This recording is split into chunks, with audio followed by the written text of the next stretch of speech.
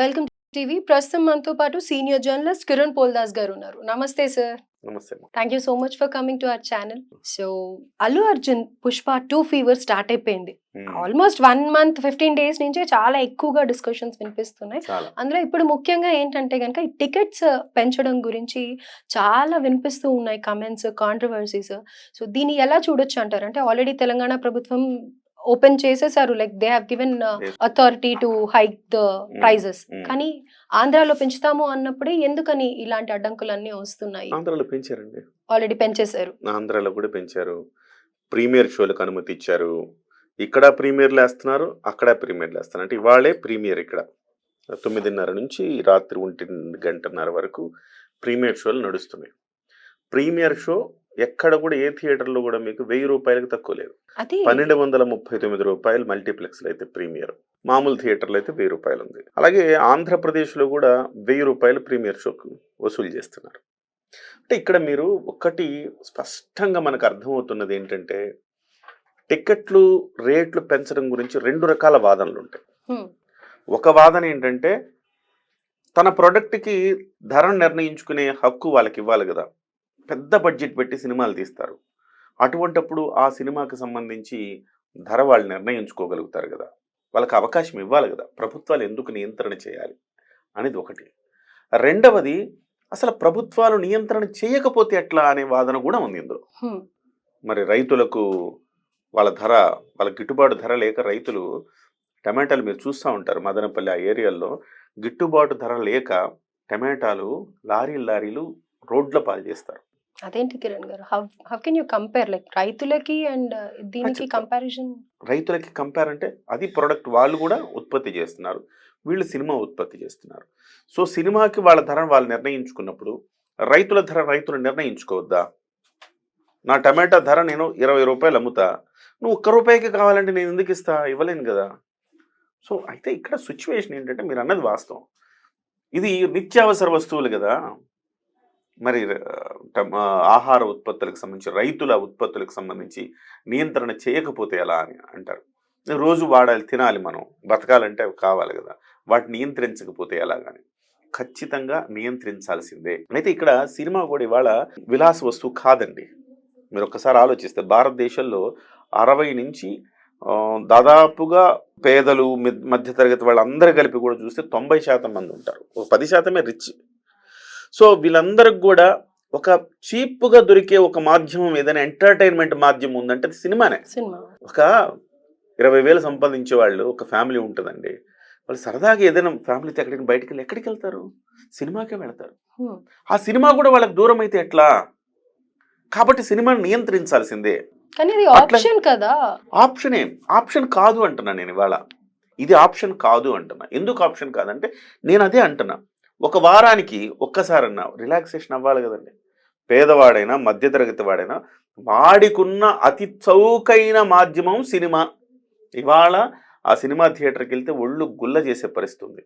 అందుకే ఐబొమ్మ లాంటివి, movie rules లాంటివి వీటన్నిటిని ఎందుకు వీటి వైపు వెళ్తున్నారు జనం అంటే ఇలాగా ఎందుకు పైరసీని ప్రోత్సహిస్తున్నారు అంటే ఇందుకే. ఇట్లా ఇష్టానుసారం మీరు పెడతారు కాబట్టి వాడికి ఎంటర్టైన్మెంట్ కావాలి కదా. డబ్బులున్నోళ్ళలాగా ఇతరత్ర ఎంటర్టైన్మెంట్లకు వెళ్ళలేకపోవచ్చు. సినిమా అనేది మినిమం ఎంటర్టైన్మెంట్.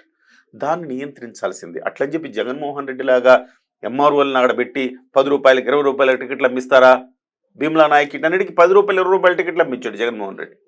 అలా చేస్తారంటే అది మరి శాడిజం. సో అలా మరి అంత శాడిజంగా ఉండకూడదు, ఇలా ఇంత మరి ఉదారతతో ఉండకూడదు. ఒక కంట్రోల్ అనేది ఉండాల్సిన అవసరం ఉన్నది సినిమా ఇండస్ట్రీకి.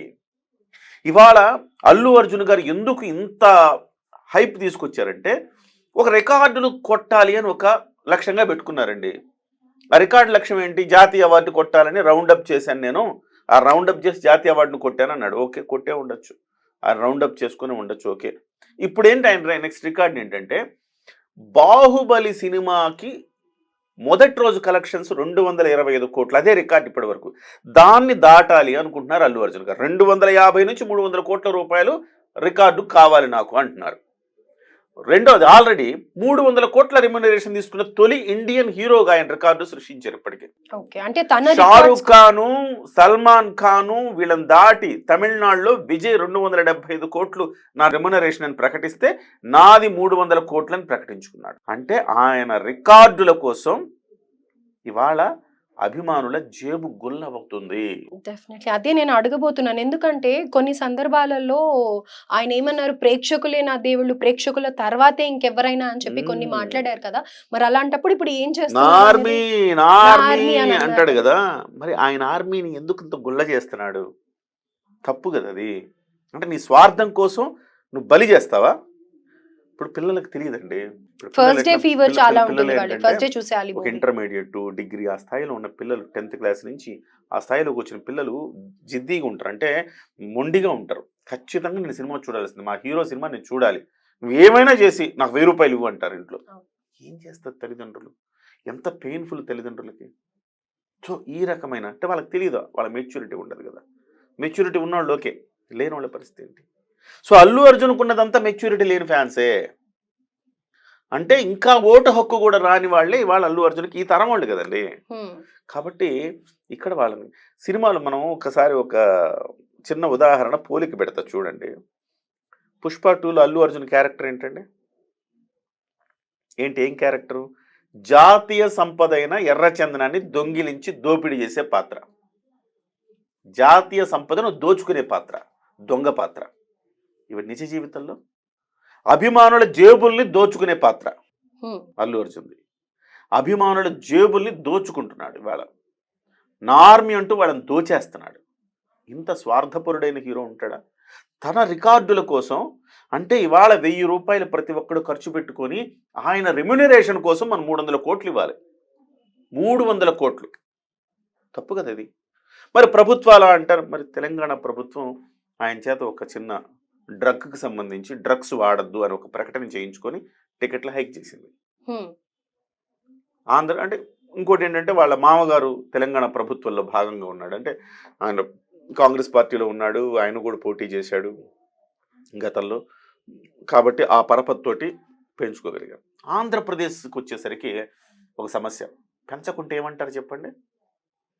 పెంచకపోతే టికెట్ రేట్లు ఆంధ్రప్రదేశ్లో అల్లు అర్జున్ మీద కక్ష సాధింపుకి పాల్పడ్డాడు డిప్యూటీ సీఎం పవన్ కళ్యాణ్ గారు అంటారు. డెఫినెట్లీ బ్లేమ్ అంతా పవన్ కళ్యాణ్ అంటారు గారికి కదా. ఇస్తారు. సో తెలంగాణలో పెంచి ఆంధ్రలో పెంచకపోతే ఎట్లా అని ఇక తప్పనిసరి పరిస్థితుల్లో ఆంధ్రలో కూడా పెంచాల్సి వచ్చింది. ఇవాళ అల్లు అర్జున్ గారు తన రెమ్యునరేషన్ కోసం ఒకేసారి 1000 కోట్ల ప్రీ రిలీజ్ బిజినెస్ చేసి దాన్ని 2000 కోట్లకి వెళ్ళి ఇండియాలోని హైయెస్ట్ గ్రాసరీగా నిలపాలన్న ఉద్దేశంతో ఆయన చేస్తున్న దోపిడీ ఇది.